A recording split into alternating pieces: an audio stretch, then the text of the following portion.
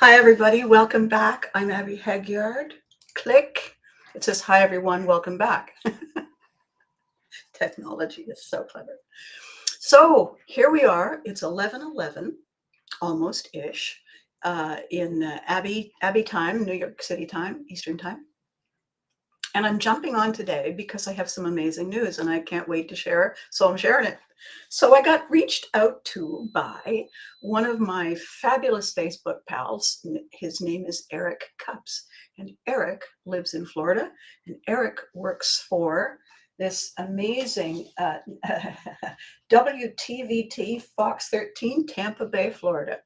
And he reached out and he said, so, hey, Mom, want to do a chat? And I said, absolutely. What are we talking about? And he said, no, I mean on camera. And I said, absolutely. What are we talking about? And he said, the show. And I said, oh, sure, anytime.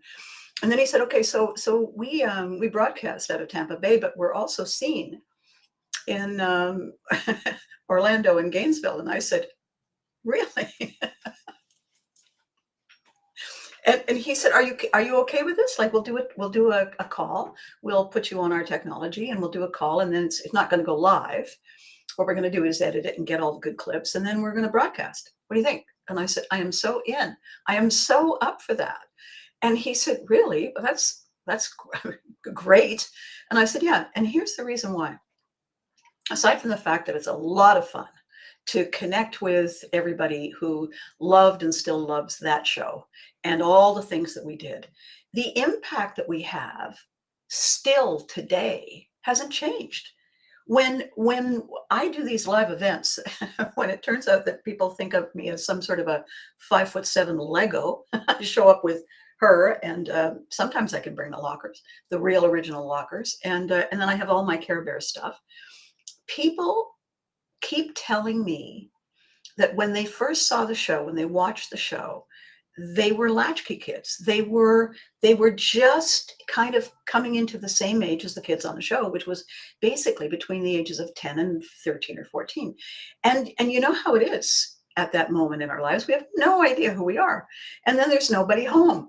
And so what happened, kind of as a wonderful happy accident, is that the kids on the show reminded the kids watching the show of themselves. And then when Nickelodeon became our distribution channel, they did this brilliant thing. They sublicensed the distribution to the U.S. Armed Forces Network. So we weren't just seen in the U.S. when Nickelodeon was a fledgling little company and didn't really have the reach. We were also seen in every U.S. military establishment around the world, 53 countries or something.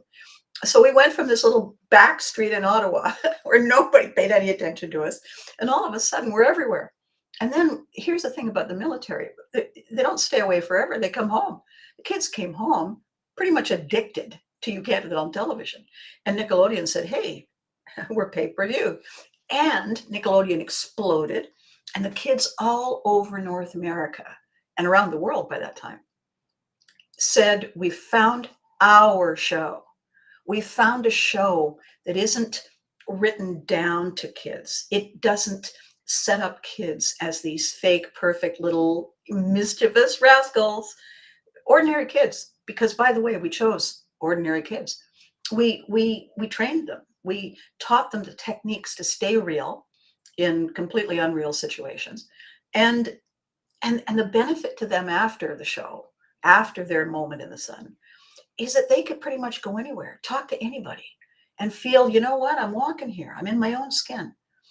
And part of the ripple effect of that, because when they brought me on the show, Ruth Buzzy had been on for the first year, and then there was a break for a year.